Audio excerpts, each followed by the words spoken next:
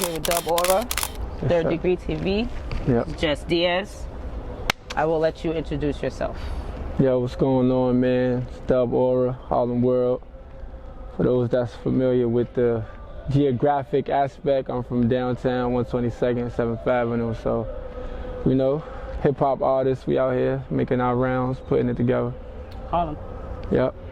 So if you were to go undercover and ask people that know you personally what kind of person you were, how would you think they would describe you? I would say strong-minded. Okay. I would say self-sufficient. Okay. Intelligent. Yeah, I think that's pretty. I mean, I'm sure it's more, but off the top of my head, I would say those three. Okay. Are there any not so good things they would say? Yeah, they say I don't care about other people's time. They'll come meet me and they'll be like, "Yo, you taking 7 hours to come down." So it's like, but it's on time today. Of course, yeah. If it's, you know, if we got some business to handle, I'll be there on time. But okay. I definitely heard that. Yeah. Expect and you to come maybe stubborn. You know, like I guess like that's why I said strong-minded. Okay. Because if I see something and I believe in something and I think something will go a certain way and I believe it wholeheartedly, okay, there's not many things that can change me or redirect me from that actual thing. You know? Same. So that's maybe stubborn. Okay. Has there ever been a time where that kind of has gotten in the way? The stubbornness has gotten in the way? It can be good and bad, right? Like something. Yeah, it could be really good and bad. Yeah. I would say as far as like the consistency. Okay. You know, like I have my mind set on, you know, I'm a firm believer in giving time. So like if I feel like I can't force music. So if I'm in this space where like I don't want to release something right now, but I'll still be recording but not releasing it. That's just where I'm at, you know, creatively. And maybe that has worked against me as far as consistency. And there's people in my ear every day, like people in my circle. You have a body of work. It's not the largest body of work. But, you know, I when I go back and listen to what it is, it's like, well, why don't you have more, right? Like, or I would assume fans want more, right? Yeah. But for me, it's like it was never a thing of like not having the music. The music is honestly the easy part, and I say that humbly. Is that the therapeutic part? 100%. 100%. Like it's really like a form of expression for me. And like I said, the music is the easy part. It was more so me having to step back and, you know, look at things from, you know, a different seat and kind of see like you know, when it's all said and done, what does this body of work say? Right. Or, you know, how do I want my music to sound? Like, how do I want it to come across? So it was more so a thing of me, like, being particular with myself and making sure that I'm delivering it the way that I intend to. Yeah. I mean, well, you're a Cancer as well. Yeah. Dub, Aura, you're pretty spiritual, I'm assuming. Yep, 100%. So what kind of realm do you kind of have to get into when you're making music? I mean, I let the music create itself. Like I used to, when I was younger, you know, I'm sure you heard about writer's block and things like that. Like, you know, I used to get writer's block, and that's really just you being in your head and you overthinking things. And I said this in another interview, but like Rico Love had said something one time, and shout out to Rico, but he had said something to me one time. He was like, excuse me, he had said, like music is a feeling, you know, don't overthink the feeling. And once you overthink what you're feeling, you're interfering. You're interfering with literally what you're feeling. Exactly. So it's like, you know, like, and that honestly is like one of the things that has helped me approach music, like moving forward. Okay. But yeah, like I just let the music create itself. I let the music speak to me, and whatever just comes of it, I just let it out. It's like I said, it's a form of expression. So whatever, like, you know, Nipsey said this in the interview. He was like, yo, like I choose the production that align with like my frequency that day. I know what you're talking. Yeah. You know what I mean? So it's kind of the same thing. Like if it's summertime, we outside, and I might go to the studio and want to make a record that reflects this particular day. It feels like summertime, and it feels like Harlem, and right.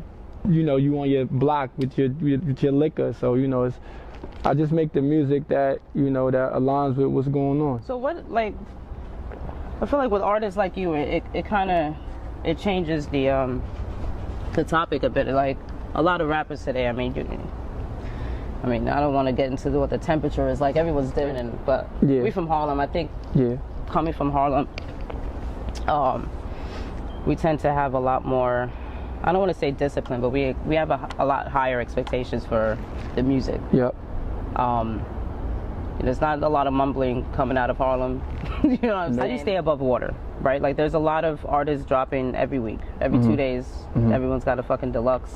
Like how often do you pay attention? Are you paying attention to what other artists are doing? I mean, naturally, right? Like it's an industry. Yeah. Or is it kind of just like?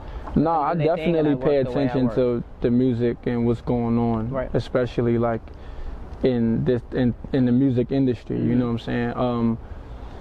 But I never was a person that was like easily influenced by things like that. Like I always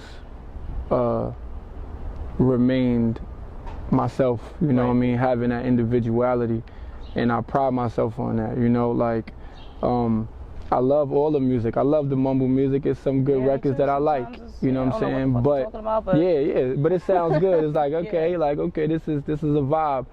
And that's pretty much it. I think I'm like, my music is a real reflection of who I am. Right. Like I said, it's just like me thinking out loud, and I think that people can tell, and I think that I think the music resonates with them because they can see the authenticity in the music. Right. You know what I mean? It's not like I'm... So you're more like comfortable with just kind of having the fans that you do have, as opposed to, you know, reaching out for... Yep. I mean, you have to change. Sometimes you got to change a little bit if you want to reach a different fan base. Of course, and that's the thing. Like, I don't think that I've showed people what I can do fully yet to this day. You know what I mean? But I have a project that's coming out soon, and I think that it'll give them a better understanding of, you know, my reach in the areas that I can touch musically. Okay. Yeah. As far as versatility, as far as versatility, like a lot of people think like it's just like rap, hard rap all day. It's like Dave East. Like you remind me a lot. Not you guys are completely different I know what you music-wise, but you know, it's like the nostalgic, like '90s Harlem kind of thing. I'm just rapping. Yeah, but I just want to rap. Like that's the what records. I get off of, the records on the project is like they're gonna see a different side of me. Were you working? I mean, I saw you working with Jim. Yeah. Shout out to Jim Jones. Shout out to Jim. He has his new, what is the studio? It's the Quarantine Studios, right? How was that? Like, it's dope, man. Like Jim did some innovative shit. He got some shit going. Yeah. All right, cool. I'm just making sure. He did like some innovative shit, man. So like one day he had sent me the link to the Zoom. It was like, yo, you guys knew each other already, or? So like just being from Harlem, like I had a few like run-ins with him. Okay. You know, and you know, I played a bunch of records, and you know, he was like, this is like me in my earlier days. He's like, yo, nah, the records is good. He probably don't even remember this. Right, yeah, but, I played some records. He's like, yo, nah, this is good. You can imagine how many people play records for him. Yeah, exactly. Yeah. And then just recently, like, he had hit me and was like, yo, like, I'm trying to do this Harlem compilation, and everybody keeps saying your name. Okay. And we got in the studio, and you know, the chemistry just been, you know, it was organic, it was effortless, like it was just like Is it always easier to kind of work with? I mean, I saw you doing something in Cali not so long ago. Yeah. And I don't know if you was in Slauson specifically. Yeah, I was. Not for Still Running, but there you were in Slauson. Yeah, I was. Yep. You know, Cali is a completely different area. The people that come from Cali are completely different. Yeah. What are the vibes? You know, what's the difference between working with people? I mean, I don't really think it's as much of a difference. You know, they're telling their story as well as we are. You know what I mean? Different I think exactly. Different type of beat. Exactly. But you know, the marriage is like finding that perfect beat where y'all can mesh and sound good sonically together. Right. You know, like I don't want to get on a LA sounding beat where I have to rap. Well, not have to rap, but I'm sounding like a LA artist or vice versa. So I always like to find that fine line. Exactly. I always like to find that fine line where, like, you know, bring yourself to the place that's supposed to be becoming what. Exactly. Yeah, that's like when Jay-Z said, "Yeah, I'm deep in the South kicking up top slang." Right, like, exactly. It's the same thing. Yep. I was listening to some of the slang out there in Cali. I'm like, what the fuck? Right? You think you don't realize the little bubble that you in living in Harlem, living in New York, and you think everybody understand that shit. They were like, dead ass. Word. What? Word. What's that? Yep. Hell yeah. Oh man. So, I know you mentioned never meeting Nipsey. Yeah. Right, but you know, may he rest in peace. But I know Dave East has, you know, or had a close relationship with him. Yeah. And then, I mean, he did say he compared you, or rather, you said he compared the two of you, right? Like personality-wise, which is pretty interesting. Yeah, I bumped into Dave at I think we was at a Wizards game. Okay. And we was sitting courtside, and I can't remember how the conversation was brought up, but I remember verbatim. This was after he passed. After he passed, yep. I remember verbatim, like, Dave saying, like, yo, like, he told my man, like, we was just all sitting, he's like, yo, man, Nip is just like Dub, like, it's like Dub, like. Yeah. And, the aura seems to be, no pun intended. Yeah. But it does seem to be the same. I would say, and Nip is not from Harlem, but he still gives those vibes of, you know, real recognizable. Yeah, for sure.